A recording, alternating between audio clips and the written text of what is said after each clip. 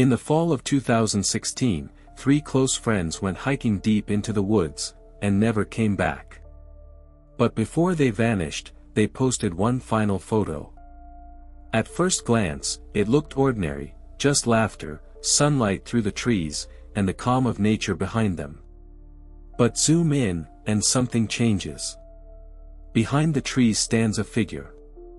A man, or something that looks like one, half hidden in shadow. No one noticed it at first.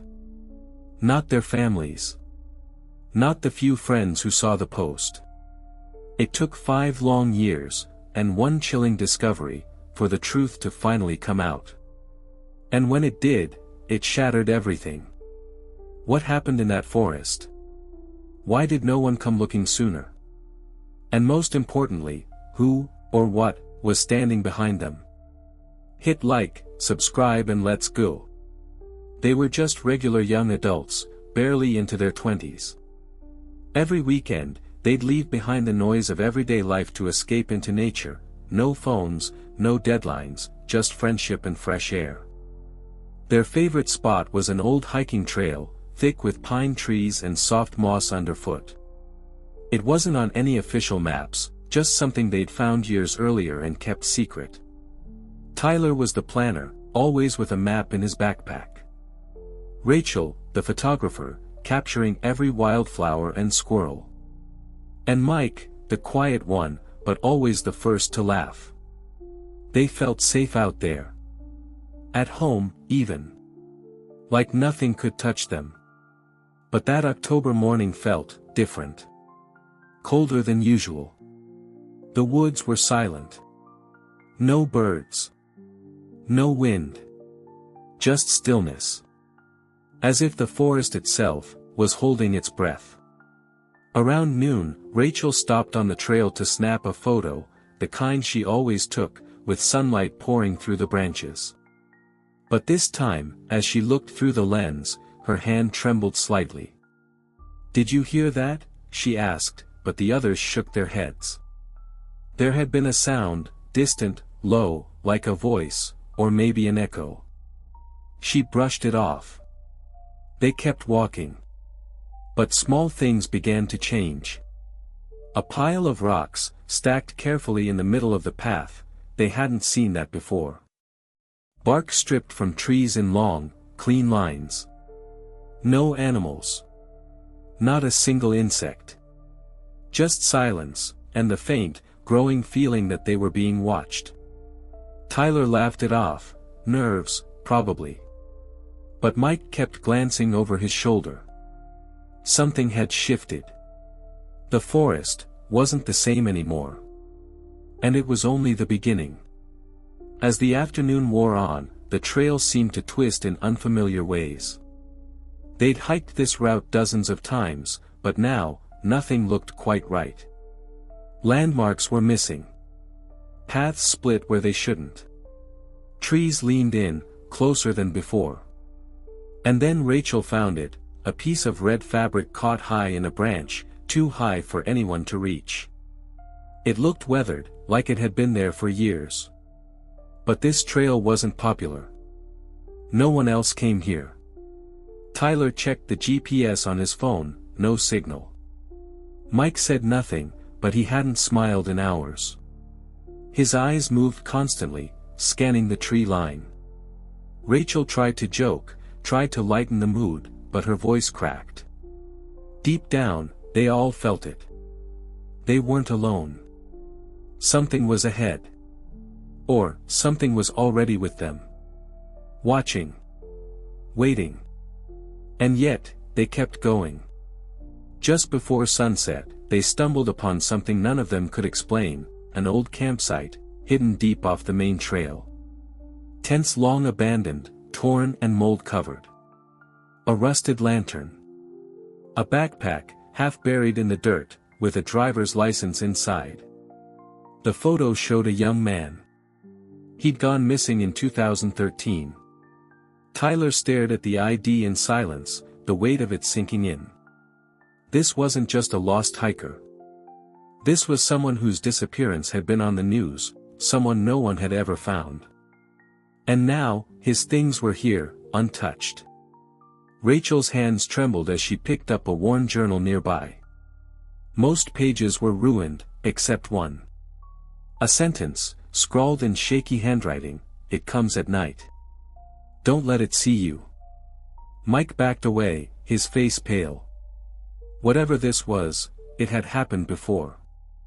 And now, it was happening again. As darkness crept in, they huddled around the journal, flipping what pages remained. Most were illegible, smeared ink, torn edges, but fragments of phrases clawed their way through, whispers in the dark. Eyes in the trees. Not human. Tyler tried to stay logical, saying it was just paranoia, maybe someone had gone mad out here. But the fear in his voice betrayed him. Rachel wasn't speaking at all. She was staring into the trees, frozen. Mike finally snapped. He said he'd seen something, the same shape, again and again, just out of focus, always too far to catch. He'd kept quiet. Now he couldn't anymore. The fear boiled over. This wasn't just a lost trail or a freak accident. They had walked into something older. Something that had waited in silence, and was now aware of them. For the first time, they realized, they might not be allowed to leave.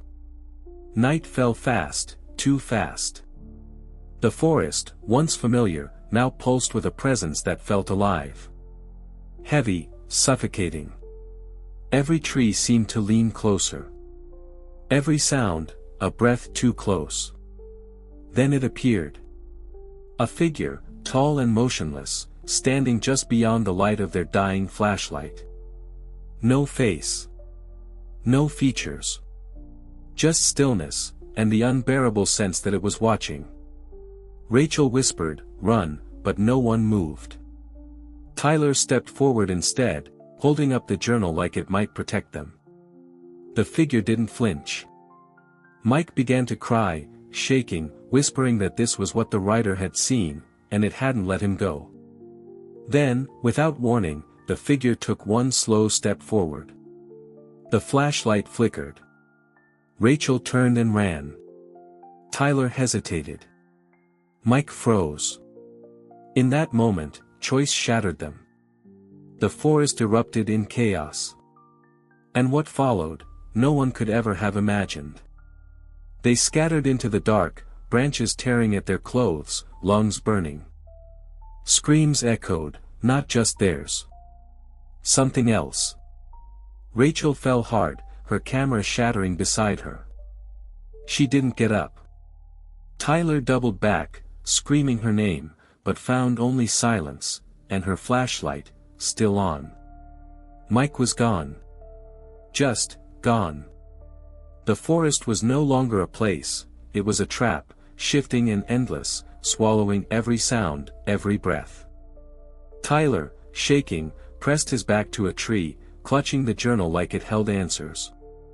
His face was cut. His eyes, empty. And then, a sound. Not a growl. Not a whisper. A voice. Familiar. Rachel's. Calling his name.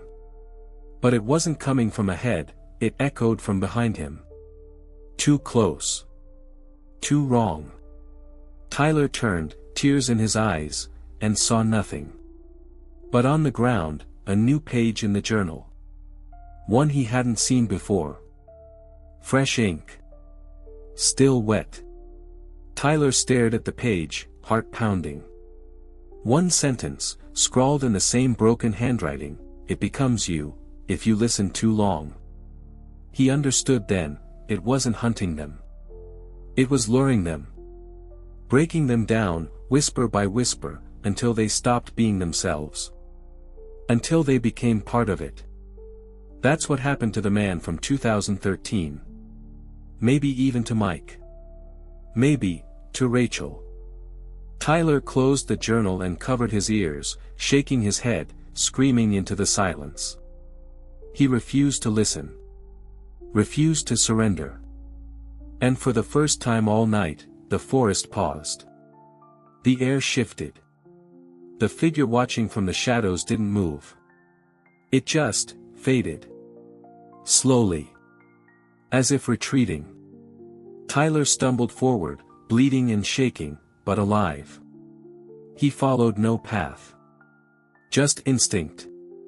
Hours passed. Then, headlights. A dirt road. Help. Somehow, he had made it out. But he wasn't smiling. He wasn't free. Not yet. Tyler was never the same. He stopped hiking. Stopped talking about that day. The journal was taken by authorities, but parts of it vanished. Rachel and Mike were never found. No evidence. No answers.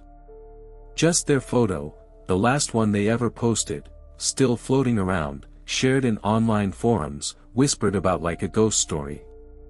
But Tyler knew it wasn't a story. It was real. And late at night, he swore he could still hear her voice, calling his name from the trees. They said the forest was searched. That there was nothing there. But something always was. And maybe still is. So here's the question, for you: if you saw something strange in a photo, something that wasn't supposed to be there, would you ignore it? Or would you look closer? Be honest. Hit like. Subscribe. And tell us in the comments, what would you have done?